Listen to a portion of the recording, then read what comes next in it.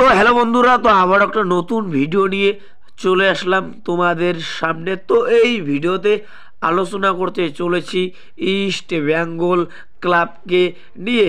তো ইস্ট বেঙ্গলে যেটা নেক্সট ম্যাচ রয়েছে মোহনবাগানের সঙ্গে, তো মোহনবাগানের বিরুদ্ধে ইস্ট বেঙ্গলের সেরা একাদশ কেমন হবে, সেরা ফরমেশন কেমন হবে, তো সেটা নিয়ে কিন্তু আলোচনা করব এই ভিডিওতে। তো অস্কার ব্রুজন কেমন দল নামাতে পারে মোহনবাগানের বিরুদ্ধে, তো তোমাদেরকে এই ভিডিওতে বলবো। 2 নম্বর যে আপডেটটা দেবো তোমাদেরকে, গুরুত্বপূর্ণ আপডেট। তো সৌভিককে কিন্তু দল নিতে চাইছে আইএসএল এর ক্লাব। তো কোন ক্লাব দল নিতে চাইছে তো তোমাদেরকে এই ভিডিওতে বলবো। তো ভিডিওটা কিন্তু গুরুত্বপূর্ণ হতে চলেছে, তো পুরো ভিডিও দেখার জন্য কিন্তু অনুরোধ রইল তোমাদের কাছে। আর ভিডিও ভালো লাগলে অবশ্যই একটা লাইক করে চ্যানেলটাকে সাবস্ক্রাইব করে দিও ইস্ট বেঙ্গলের সমস্ত রকম আপডেট পাওয়ার জন্য।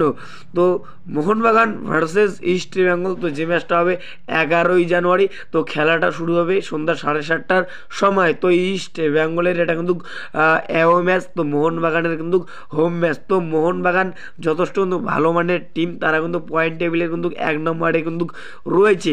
তো তারা কিন্তু যথেষ্ট ভালো টিম। তো এখন এটাই দেখার বিষয় ইস্ট বেঙ্গল মোহনবাগানের বিরুদ্ধে কীরকম খেলে। তো তোমরা অবশ্যই ভাই কমেন্ট করে জানাও ডার্বি ম্যাচে কোন টিম জিতবে, ইস্ট বেঙ্গল নাকি মোহনবাগান সুপার জায়ান্ট।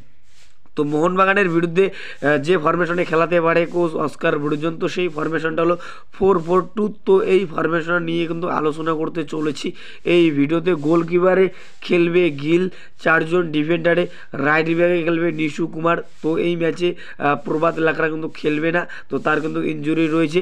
তো প্রথম থেকে কিন্তু রাইট ব্যাকে কিন্তু নিশু কুমার শুরু করবে, লেফটে লালচুংলুঙ্গা, 2 জন সেন্টার ব্যাকে, একজন খেলবে হিজাজি ও আরেকজন খেলবে হেক্টর উস্তে। রাইট উইনে নন্দা কুমার শেখর, লেফটে বিষ্ণু, 2 জন মিডফিল্ডার পজিশনে, একজন সৌভিক চক্রবর্তী ও আরেকজন জ্যাকসন সিং, 2 জন স্ট্রাইকার পজিশনে, একজন খেলবে দিমিত্রিয়ান ডিয়ামান্টাকোস আর একজন ক্লেটন সিলভা। তো এই 11 জন কিন্তু খেলতে পারে ডার্বি ম্যাচে মোহনবাগানের বিরুদ্ধে। গোলকিপারে গিল, 4 জন ডিফেন্ডারে Nishu, Lalchungnunga, Hector, Hijazi, right উইনে নন্দা, লেফটে বিষ্ণু, 2 জন মিডফিল্ডারে সৌভিক, জ্যাকসন, 2 জন স্ট্রাইকার পজিশনে দিমিত্রি অ্যান্ড ডিয়ামান্টাকোস এবং ক্লেটন সিলভা। তো এই 11 জন কিন্তু খেলতে পারে। তো মোহনবাগানের বিরুদ্ধে ইস্ট বেঙ্গলের সেটা একাদশ কেমন লাগলো অবশ্যই ভাই কমেন্ট করে জানাও। তো এবার যেটা আপডেট দিব তোমাদেরকে, গুরুত্বপূর্ণ আপডেট। তো সৌভিককে কিন্তু দলে নিতে চাইছে আইএসএল এর ক্লাব, তো সেই ক্লাবটা হলো মুম্বাই সিটি এফসি। তো দেখো সৌভিক চক্রবর্তী যথেষ্ট কিন্তু ভালো মানের মিডফিল্ডার, তো তোমরা সকলেই জানো। তো ইস্ট বেঙ্গলের হয়ে যে কটা ম্যাচ খেলেছে অসাধারণ কিন্তু খেলেছে। তো প্রতিটা ম্যাচে নিজের কিন্তু সেরাটা দিয়ে কিন্তু খেলে এই সৌভিক চক্রবর্তী, যথেষ্ট ভালো মানের প্লেয়ার।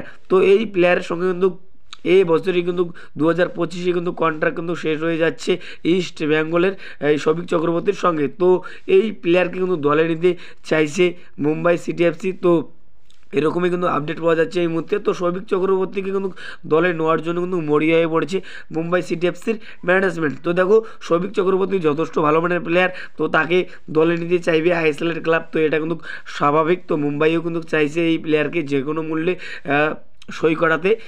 তো এরকমই কিন্তু আপডেট পাওয়া যাচ্ছে। তো ম্যানেজমেন্ট যদি এই প্লেয়ারের সঙ্গে, তো এই সৌভিক চক্রবর্তীর সঙ্গে যদি কন্ট্রাক্ট না বাড়ায়, তো তাহলে কিন্তু মুম্বাই সিটি এফসি কিন্তু এই সৌভিক চক্রবর্তীকে কিন্তু সই করিয়ে নিবে। তো এখন এটাই দেখার বিষয় ইস্ট বেঙ্গলের ম্যানেজমেন্ট এই সৌভিক চক্রবর্তীর সঙ্গে কন্ট্রাক্ট বাড়ায় নাকি। তো আমার মতে কিন্তু কন্ট্রাক্ট বাড়ালে কিন্তু সবথেকে ভালো হবে। তো দেখো সৌভিক যথেষ্ট ভালো মানের কিন্তু মিডফিল্ডার, তো যদি হাতছাড়া হয়ে যায় তাহলে কিন্তু ইস্ট বেঙ্গলের জন্য কিন্তু এটা কিন্তু খারাপ কিন্তু হবে। তো এখন এটাই দেখার বিষয় ইস্ট বেঙ্গল এই প্লেয়ারের সঙ্গে কন্ট্রাক্ট বাড়ায় নাকি।